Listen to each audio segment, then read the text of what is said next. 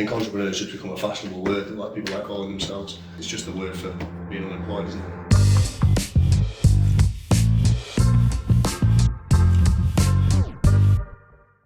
Hi Dan, thanks for coming. And if you want to introduce yourself, like name, age, and where you're from. Yeah, I'm Dan Kelsall. I'm 34, nearly 35, and I'm from Bury. And I'm the co-founder and creative director of Offended. Is that what you're working on at the time? Yeah, so Offended's just, it's like a creative house. So we've got, your videographers, designers, copywriters, animators, all that shit. What are your strengths in the company? I think mine's always been copywriting, but to be honest, testament to the way that Offended is, we've managed to train a couple of copywriters up who are now miles better than me. Yeah. So I don't get to do much copy anymore, mate, and I'm lucky if I get to work on that. And what are your weaknesses? How long have we got? Name three. We got that one. Three weaknesses. Communication is fucking terrible. You'll know this. Yeah. I never message back, never email back. It's not because I'm rude, I'm just fucking useless. I'm also, another weakness is I'm learning very slowly off Dino the kind of subtleties of business communication as well. I'm either black or white. I'm hot or cold, and that's a problem. With clients or with the team as well? Both. Both. Yeah, both. But I'm like a bit of a bull in a china shop. If you've done something really well, I can't praise you enough. Mm-hmm. If you've been a cock, I'm coming after you. Oh, you say straight, right? Exactly. Yeah, exactly. What do you think about the product and the guy in the box? You have to describe him in 3 words. Elon Musk, he's fucking weird, isn't he? I love the concept, by the way. Oh, thanks. Because I couldn't think of anything worse than waking up to a bowl of entrepreneurs. What do you think an entrepreneur is for you? What's the difference between, let's say, a businessman and an entrepreneur? I don't think there's a difference, mate. I think entrepreneurs has become a fashionable word that like people like calling themselves. I can't remember who said it, but it's just a word for being unemployed, isn't it?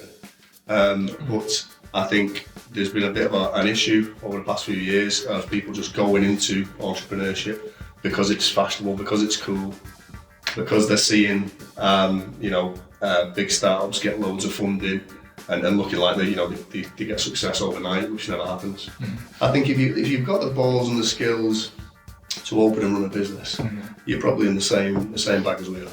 Yes. And by the way, that's not me saying that you have to be. The people who own businesses and entrepreneurs aren't elite, by the way, which is the way they're being painted in society nowadays. Fuck that.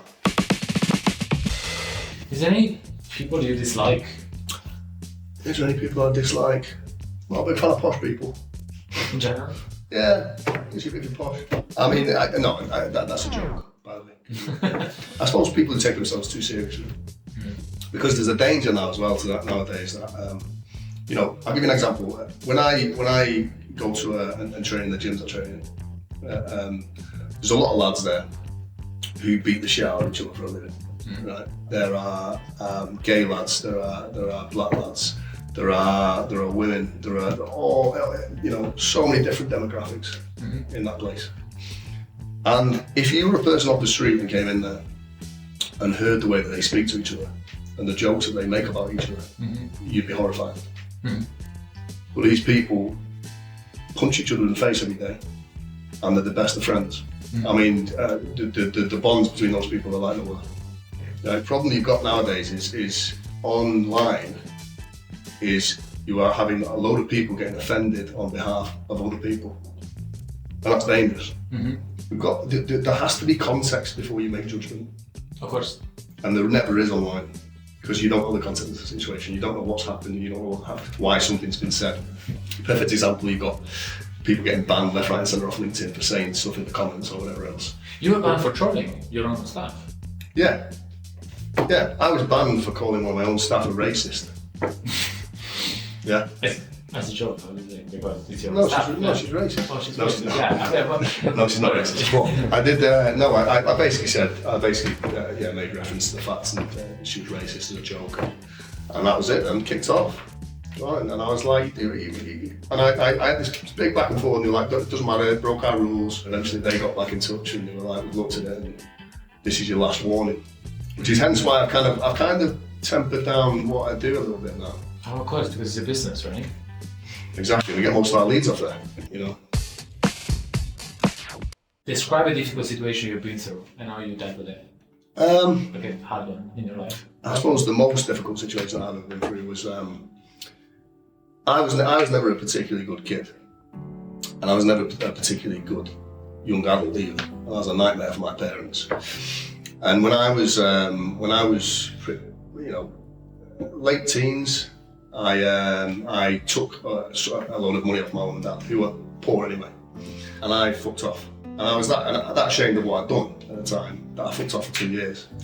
For 2 years? For 2 years, mate. Go on. Yeah, I mean, that's a cowardly thing to do, right? Go on. And then I eventually, when I had the balls to get back in touch and apologise for the things that I'd done, my mum died shortly after. Right? So there's kind of that period was a kind of turning point in my life, because it both changed me as a person and made me realise that actually everything that she wanted me to be, I've now got to fucking try and be, even though I'll never get to show her. And it was a turning point for my whole kind of attitude. And even though it wasn't a straight swap of dickhead, mum dies, not a dickhead, it was a transition into being a better person and understanding that, you know, it's not all about me. I mean, I think that was the most difficult situation I've had to overcome, but it's also my biggest driver as well. And have you ever been fired in your life? A few times. A few times? Yeah, a few times. What were any circumstances? Just for being a pain in the ass, really. I'll tell you what it is. Whenever I've worked for someone, I've always worked hard. I've always put 110% in. Anyone that I've worked for, you go and ask them, they will always say I was a hard worker, right? They will also probably say I was a pain in the ass, because I can't help but ask why. Because if something's done a certain way, that doesn't necessarily mean there's not a better way of doing it. There's always a better way of doing things, but the problem is with people in power, we don't really like that very much. Or certainly people who are a little bit kind of, you know, stuck in the ways. Old school, yeah? Old school. I think modern leaders and modern leaders, they listen to people questioning why, because that propels them forward. Right? They're smart about it. And this is the model of leadership that you follow? Yeah, I try to. I mean, like I said to you before, I am for most of the stuff the worst writer in our team, right? And the reality is, if you want to be successful as a business owner or an entrepreneur, you need a team that's better than you. I mean, I know it's a bit cliche, but it's true. You should be hiring people to be better than you, or you should be at least training them to be better than you. And people who hold on to that, and people who hold on to the egos, and people who want to be involved in every micromanagers, fuck them, they're idiots. If you have a superpower, what it would be and why? Probably just a massive penis. That's a joke. Really? Massive penis. Not a massive penis, man. It looks interesting, but there's no use to it. Captain Massive Penis? No? Fair enough, maybe not. I mean, everyone says invisibility, don't they? But then you get there, everyone looks at you as a creep when you say I'll be invisible. And you're creepy. I know. I'm not creepy. We interview for people, this is the second time we hear invisibility. I said flying. Flying would be more. I would just fly. That'd be more socially acceptable than being in someone's house when you're invisible. Yeah, it's either buying a private jet or flying. I just fly. Well, fine. I'll fly with you then, mate. Yeah. And do you read many books? Because I don't read books. People think, I know there is a bit of a stigma. Oh my god, we're not reading books. I think I stopped reading books. I read a lot, but I don't read books anymore. I stopped for a little while, and then I've started again. Because the thing is, when I was younger, I grew up wanting to be an author. I grew up wanting to write novels. I've written 2 novels actually, and just like my all businesses, they fucking failed and all fallen on their ass. I wrote one called Shukalamala and the Assassin. Fuck it, I think it was like a mental breakdown phase, because it was a guy who had an onion sellotaped to his belt, but the onion could talk to him. Yeah, he's fucking crazy. No wonder he didn't get fucking taken on right. And then I had another one called SOAP, which stands for Super Old Age Pensioners. Okay. Which the concept of that was what happens to superheroes when they grow old. Because they're fucked, aren't they? Yeah. And it's all about a guy who has the power to stop time, but he has Alzheimer's. So obviously he stops time, he's in the supermarket, I haven't got a fucking clue what's going on. I would read this book. Why? Yeah, I think the concept's better than the actual book. I think he's read the book, it's fucking shite. I think I got rejected by about 52 agents and publishers in total. So that's how shite it was. So I am trying to start reading again, because I do, that's my dream one day. Just to have a fiction book of mine. I don't give a fuck if anybody buys it. As long as I see it on the shelf at Waterstones. I don't want this fucking Amazon book. No. I want a physical fucking book on the shelf in Waterstones. And I'll be happy, mate. You're sitting on a table. Even if I'm the only person who buys it, I'm happy. No, that's nice. That's my dream.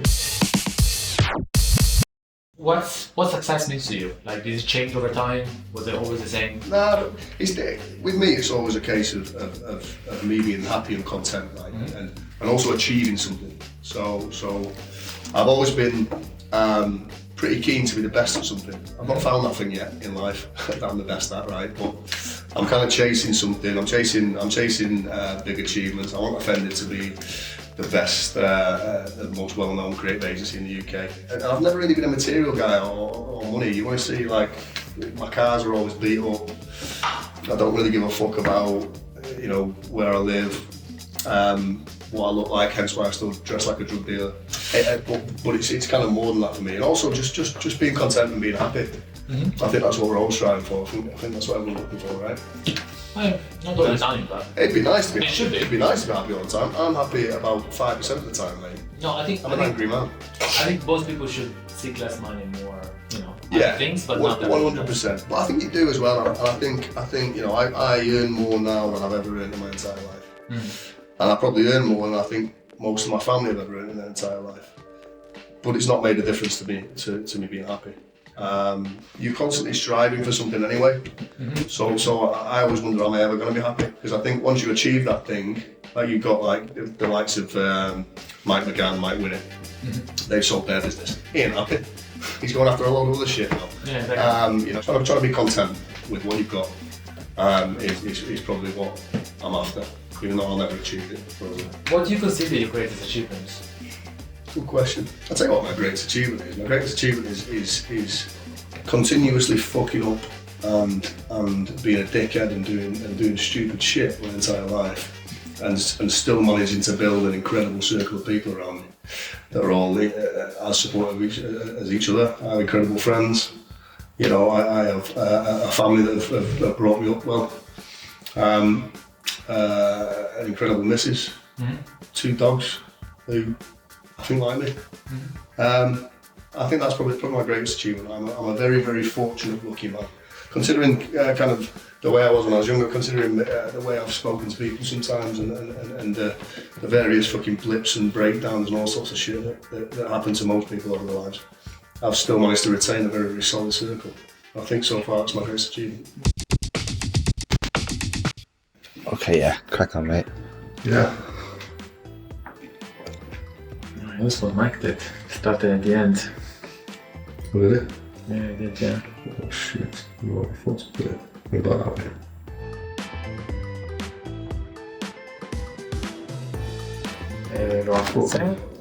Elon Musk. Check the links in the description to learn more about Pop-Up. Hit the like button and subscribe to our channel. So, you came in today for an interview. Yeah. How do you think it went? As every interview in my life's ever gone, fucking terribly.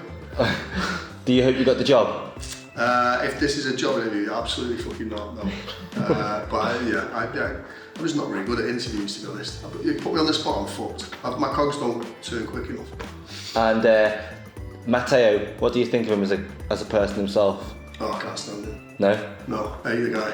No, I'm joking. I absolutely love him. I think he's an amazing both entrepreneur and a person as well. And how open and honest he is online as well. Everyone talks about authenticity, but no one really tells how he really is. And Matteo's always kind of talked about his life, the kind of, you know, bad stuff, the good stuff equally. Yeah, I love the man. Brilliant. Well, thanks for coming in and best of luck. No problem, my pleasure. Cheers, mate.